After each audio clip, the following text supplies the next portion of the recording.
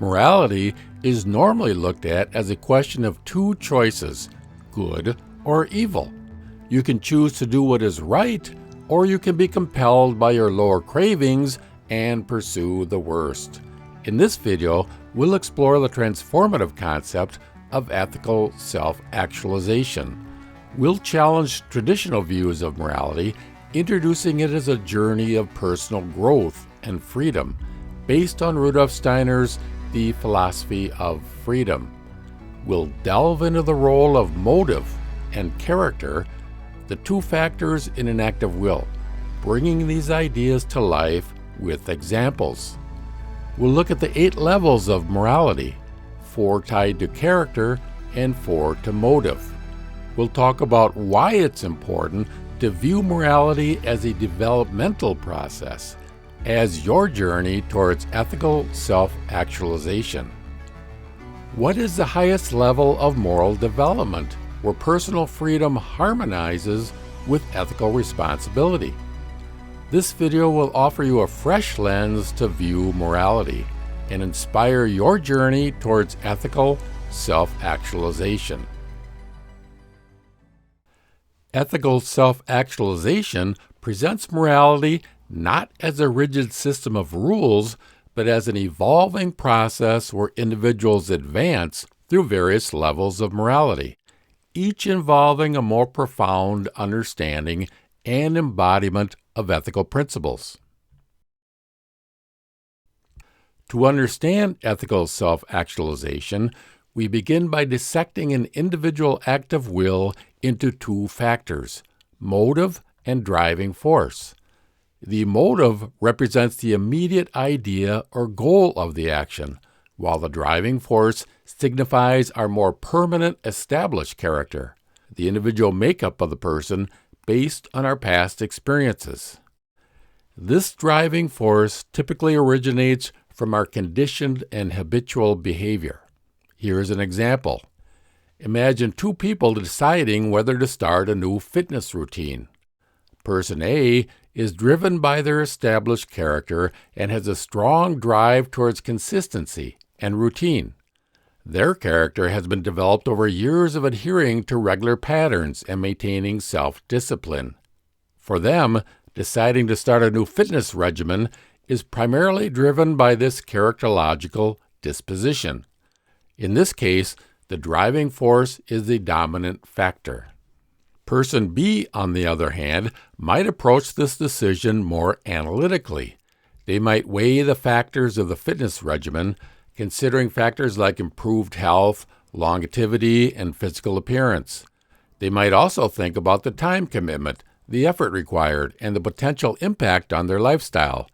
All these considerations contribute to forming the motive for their decision. In this instance, the motive, rather than their established character, guides their act of will. In both scenarios, a disconnect between motive and driving force leads to problems. Person A, driven by their established character, habitually stays active without a clear goal in mind for their new routine. They start a new fitness routine because it's in their nature, but without a precise objective, they may struggle with direction and maintaining the routine. Person B, on the other hand, has a well-thought-out plan for their fitness routine, their motive, but lacks the established habit of regular exercise. Despite having a clear goal, they might struggle with motivation to get started and maintaining consistency. Self-actualization leads to the knowing doer, the one who guides their actions with both a clear goal and an empowering driving force. At an early stage, this is done by finding motives that will activate the driving force of the established character. Having set the stage with an understanding of motive and driving force, let's now delve deeper into ethical self-actualization. To actualize ourselves ethically, we progress through 4 stages of both motive and character. Each level represents a progressive enhancement in our moral development. The first level of character is instinct. Individuals act out of basic primal drives and instincts, like hunger, sex, or self-protection. The main characteristic of instinctive life is the immediacy with which perception triggers the will.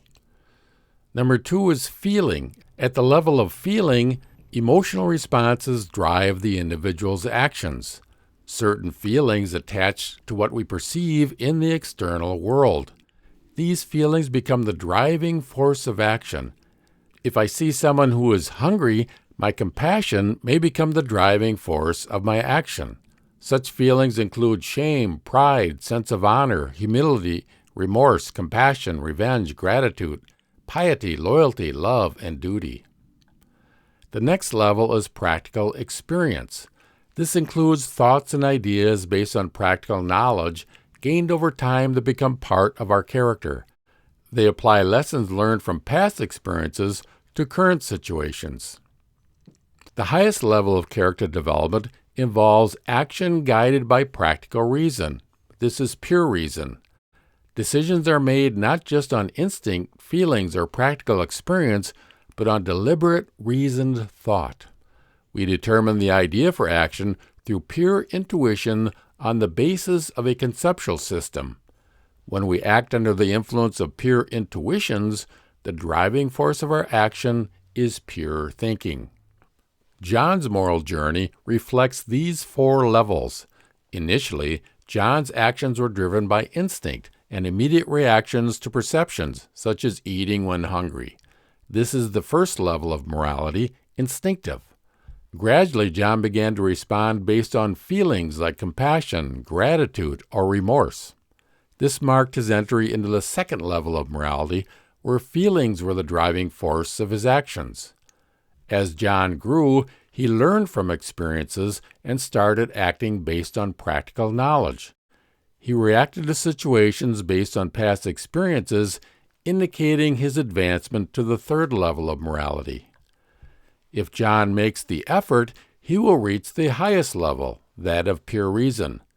Here, his actions weren't driven by external perceptions or experiences, but by his ability to conceptualize a situation and think out for himself the best course of action. Now let's move from the role of the driving force of our established character in an act of will to the formation of a specific objective or goal, the motive. At the lowest level of motive, egotism, individuals seek happiness at others' expense, often avoiding personal responsibility. At this level, the individual's goals are determined by self-interest, seeking happiness at the expense of others.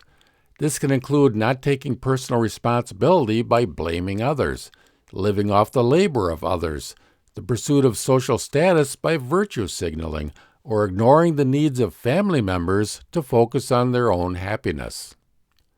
The second level is moral authority.